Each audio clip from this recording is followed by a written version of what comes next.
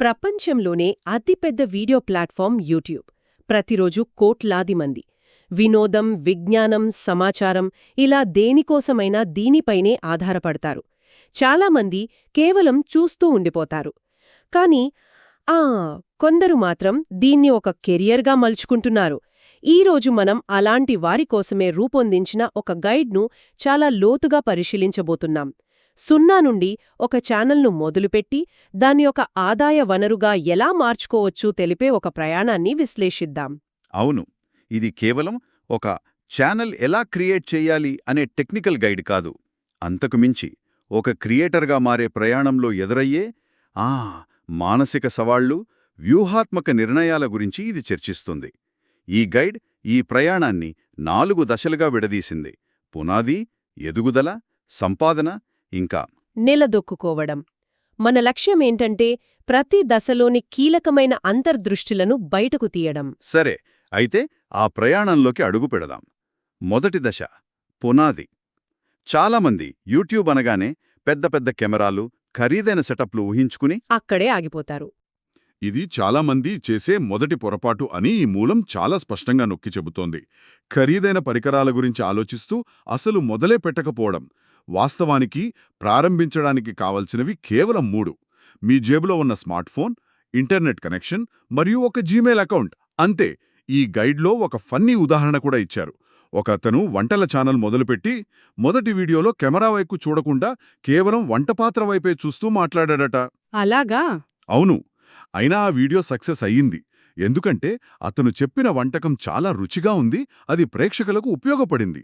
అంటే ఇక్కడ నీతి ఏంటంటే, ప్రారంభంలో టెక్నికల్ పర్ఫెక్షన్ కంటే మీరు అందించే కంటెంట్ విలువ చాలా ముఖ్యం. అంటే మన చేతిలో ఉన్న ఫోన్తోనే మొదలు పెట్టవచ్చన్నమాట. ఇది చాలా మందికి ధైర్యాన్నిస్తుంది. సరే, ఛానల్ క్రియేట్ చేయడమనేది కొన్ని క్లిక్స్తో పూర్తయ్యే పని. దాని దాటి ముందుకు వెళ్దాం. అసలైన వ్యూహం దగ్గరకొద్దాం. కంటెంట్.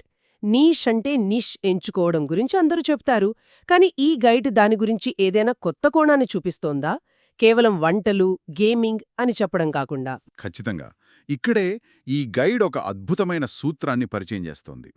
విజయవంతమైన ఛానల్స్ కేవలం టెక్నాలజీ వంటి విశాలమైన అంశం గురించి మాట్లాడవడ. అవి పాత స్మార్ట్ఫోన్లతో బడ్జెట్ ఫోటోగ్రఫీ ఎలా చెయ్యాలి వంటి అతి నిర్దిష్టమైన, అంటే హైపర్ స్పెసిఫిక్ సమస్యను పరిష్కరిస్తాయట. ఓ, హైపర్ స్పెసిఫిక్. అవును. అంటే అందరికోసం ఒక సాధారణ అంశంపై పనిచేయడం కంటే ఒక చిన్న సమూహం యొక్క పెద్ద సమస్యపై దృష్టి పెట్టడం మేలు. ఉదాహరణకు, వంటలు అనేది ఒక విశాలమైన నిష్. కానీ డయాబెటిక్ రోగుల కోసం రుచికరమైన భారతీయ వంటకాలు అనేది ఒక హైపర్ స్పెసిఫిక్ నిష్. ఇది మీకు అంకిత భావంతో ఉండే ప్రేక్షకులను సంపాదించి పెడుతుంది. ఇది చాలా ఆసక్తికరంగా ఉంది. అంటే మన ఆడియన్స్ను కుదించడం ద్వారానే వాస్తవానికి మనం వేగంగా ఎదగగలమన్నమాట. సరే, ఒక నిష్ ఎంచుకున్నాం. వెంటనే కెమెరా ఆన్ చేసి మాట్లాడటం మొదలుపెట్టవచ్చా? లేక దానిక్కూడా ఒక ప్రణాళిక అవసరమా?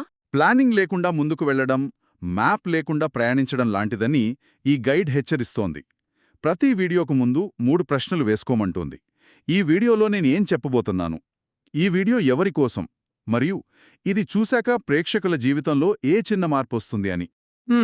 వీటికి సమాధానాలు రాసుకుంటే మీ వీడియోకు ఒక స్పష్టమైన దిశ లభిస్తుంది. అంతేకాదు, కనీసం ఒక 10 నుండి 15 వీడియో ఐడియాలతో ఒక జాబితాను ముందే సిద్ధం చేసుకోవడం చాలా ముఖ్యం. ఇది ప్రారంభంలో రేపు ఏం వీడియో చెయ్యాలి అనే ఒత్తిడిని తగ్గిస్తుంది. ఇక మొదటి వీడియో రికార్డింగ్. చాలామంది ఇక్కడే ఆగిపోతారు. కెమెరా ముందు మాట్లాడటానికి భయపడటం, లేదా అంత పరిపూర్ణంగా ఉండాలనే ఒత్తిడి. ఈ మానసిక అడ్డంకిని ఎలా దాటాలి? దీనికి ఈ గైడ్ ఒకే ఒక్క మాట చెప్తోంది: మొదలు పెట్టండి, మెరుగుపరచండి. మీ మొదటి వీడియో చెత్తగా ఉన్నా పర్వాలేదు, ఎందుకంటే దాన్ని ఎవరూ చూడరు. ఇది కఠినంగా అనిపించిన. అవును, కఠినంగా అనిపించినా ఇదే నిజం. మీ మొదటి 10-20 వీడియోలు మీరు నేర్చుకోవడానికి, మీ స్టైల్ కనుక్కోడానికే చేసే ప్రయోగాలు మాత్రమే. అందుకే పరిపూర్ణత కోసం ఎదురు చూడకుండా మీ ప్రయాణాన్ని నమోదు చేయడంపై దృష్టి పెట్టండి. మీ 50వ వీడియోను మీ మొదటి వీడియోతో పోల్చి చూసుకున్నప్పుడు మీకే ఆశ్చర్యం వేస్తుంది. ఇది ఒక రకంగా స్వేచ్ఛనిచ్చే ఆలోచన. అంటే మనం చేసే పనిని ఒక ప్రయోగంగా చూడాలి. ఇక రెండవ దశ ఎదుగుదల మరియు మెరుగులు దిద్దడం. రికార్డింగ్ తర్వాత ఎడిటింగ్ వస్తుంది. చాలా మందికి ఇదొక పెద్ద భూతంలా కనిపిస్తుంది. క్యాప్కట్, ఇన్షాట్ వంటి యాప్స్ ఉన్నాయని మనకు తెలుసు. కానీ ఎడిటింగ్లో కొత్తవారు చేసే ఒక సాధారణ తప్పు, దాన్ని ఎలా సరిదిద్దుకోవాలో ఈ గైడ్ ఏమైనా చెబుతోందా? అవును, చాలా ముఖ్యమైన విషయం ప్రస్తావించింది. చాలామంది కొత్త యూట్యూబర్లు ఏం చేస్తారంటే తమ వీడియోలను ఆసక్తికరంగా మార్చాలని బ్యాక్గ్రౌండ్ మ్యూజిక్ వాల్యూమ్ను చాలా ఎక్కువగా పెడతారు. నిజమే, అది చాలాసార్లు గమనించాను. దానివల్ల వాళ్ళు మాట్లాడేది స్పష్టంగా వినపడదు.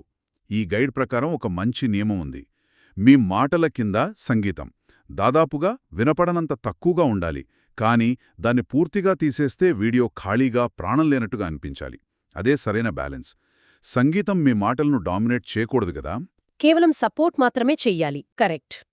ఒక వీడియోను అద్భుతంగా ఎడిట్ చేసినా దాన్ని ఎవరూ క్లిక్ చేయకపోతే ప్రయోజనం లేదు. ఇక్కడే మన వీడియో యొక్క ముఖద్వారం లాంటి థంబ్నెయిల్, టైటిల్ పాత్ర వస్తుంది. వాటి ప్రాముఖ్యత గురించి ఈ గైడ్ ఏం చెప్తోంది? కోట్లాది వీడియోల మధ్య మీ వీడియో ఒక పుస్తకాల షాప్లో ఉన్న ఒక పుస్తకం లాంటిది. దాని ముఖ చిత్రం అంటే థంబ్నెయిల్ మరియు పేరు అంటే టైటిల్ ఆకర్షణీయంగా ఉంటేనే ఎవరైనా దాన్ని చేతిలోకి తీసుకుంటారు. ఈ గైడ్ ఏం చెబుతోందంటే మీరు వీడియో చేయడానికి ఎంత సమయం కేటాయిస్తారో కనీసం అందులో 10% సమయం థంబ్నెయిల్, టైటిల్ గురించి ఆలోచించడానికి కేటాయించాలి. 10%? అవును, టైటిల్లో ప్రేక్షకులకి ఏం దొరుకుతుందో స్పష్టంగా చెప్పాలి. థంబ్నెయిల్ ఆసక్తిని రేకెత్తించేలా ఉండాలి. ఈ రెండూ కలిస్తేనే క్లిక్ వస్తుంది. అయితే ఇక్కడ నాకొక సందేహం. చాలామంది సలహా ఇస్తారు, క్రమం తప్పకుండా వీడియోలు పెట్టండి అని. కానీ ఒక కొత్త క్రియేటర్కు, ముఖ్యంగా ఉద్యోగం చేసుకుంటూ ఇది చేసేవాళ్ళకి ప్రతివారం వీడియో పెట్టడం చాలా కష్టం. ఆలోచనను కూడా అయిపోవచ్చు. ఈ వాస్తవిక సమస్య గురించి ఈ గైడ్లో ఏమైనా చర్చ ఉందా? ఉంది. క్రమం తప్పకుండా అంటే ప్రతిరోజూ అని కాదని ఈ గైడ్ స్పష్టం చేస్తోంది.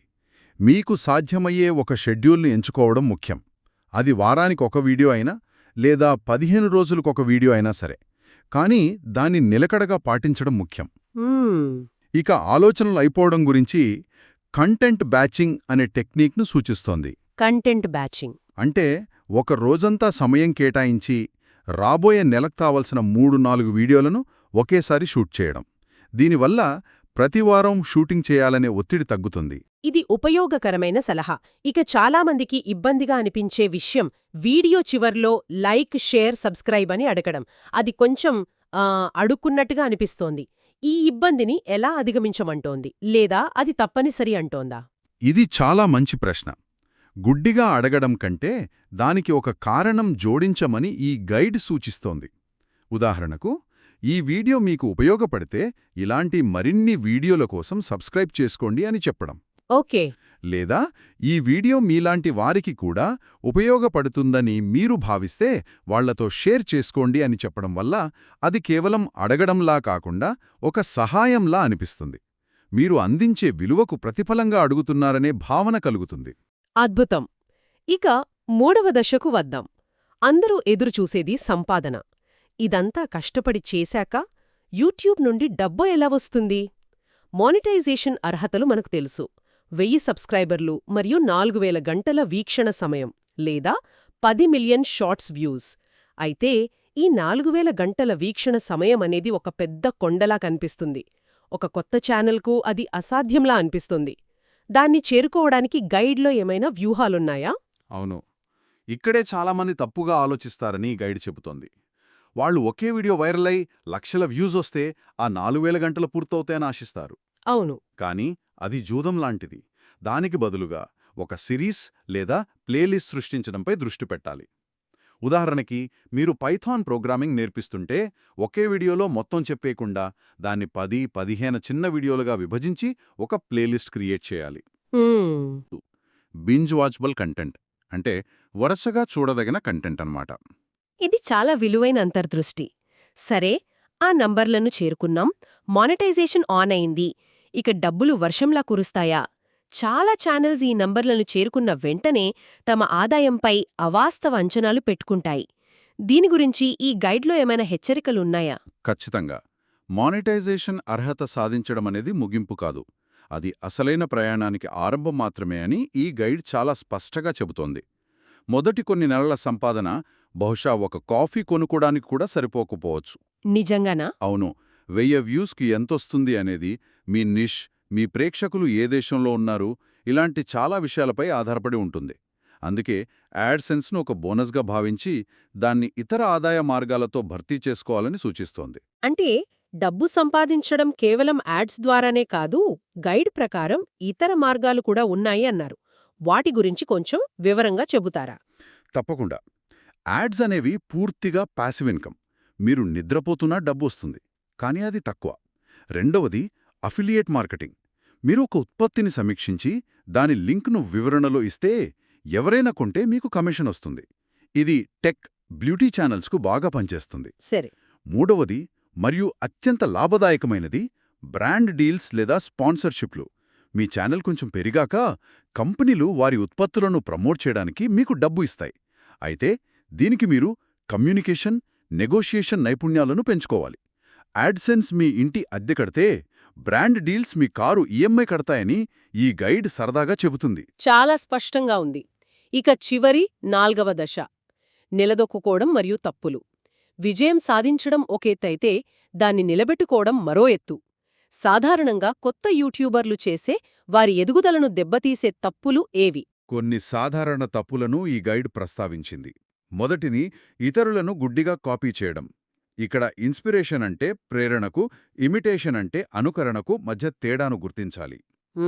ఇతరుల ఐడియాల నుండి ప్రేరణ పొందడం తప్పు కాదు, కానీ వారి స్టైల్ను, వారి వ్యక్తిత్వాన్ని కాపీ కొట్టడం వల్ల మీకంటూ ఒక గుర్తింపు రాదు. రెండవది, ఫలితాలు వెంటనే రావడం లేదని తొందరపడి మధ్యలోనే వదిలేయడం. యూట్యూబ్ ఒక స్ప్రింట్ కాదు, అదొక మ్యారథాన్. నాకెప్పుడూ ఒక సందేహం ఉండేది. ఫేక్ సబ్స్క్రైబర్లను కొనడం గురించి చాలామంది మాట్లాడుకుంటారు. అది ఎందుకంత చెడ్డది? కేవలం నంబర్ పెంచుకోవడమే కదా? దానివల్ల ఛానల్కు జరిగే నష్టమేమిటో ఈ గైడ్ సాంకేతికంగా ఏమైనా వివరించిందా? అవును, చాలా లోతుగా వివరించింది. మీరు ఫేక్ సబ్స్క్రైబర్లను కొన్నప్పుడు మీరు వాస్తవానికి మీ ఛానల్ సమాధిని మీరే తవ్వుకుంటున్నారట. అలాగా? ఎందుకంటే యూట్యూబ్ అల్గోరిథం చాలా తెలివైంది. మీరు ఒక వీడియో పెట్టినప్పుడు అది మొదట మీ సబ్స్క్రైబర్లకు చూపిస్తుంది. మీ సబ్స్క్రైబర్లు దాన్ని చూసి లైక్ చేస్తే అల్గోరిథం దాన్ని మరింత మందికి ప్రమోట్ చేస్తుంది. కానీ మీ సబ్స్క్రైబర్లు ఫేక్, అంటే వాళ్ళు బాట్స్, వాళ్ళు మీ వీడియోలను చూడరు. దాంతో అల్గోరిథం, ఓ ఇతని సబ్స్క్రైబర్లకే ఈ వీడియో నచ్చలేదు, అంటే ఇది చెత్త వీడియో అని నిర్ణయించుకుని మీ వీడియోని ఎవ్వరికీ చూపించడం ఆపేస్తుంది. అంటే మీరు డబ్బులిచ్చి మీ ఛానల్ రీచ్ను మీరే చంపుకుంటున్నారు. ఇది చాలా భయంకరంగా ఉంది. అంటే 100 మంది నిజమైన ఎంగేజ్డ్ సబ్స్క్రైబర్లు 10,000 మంది ఫేక్ సబ్స్క్రైబర్ల కంటే ఎన్నో రెట్లు మేలు అన్నమాట.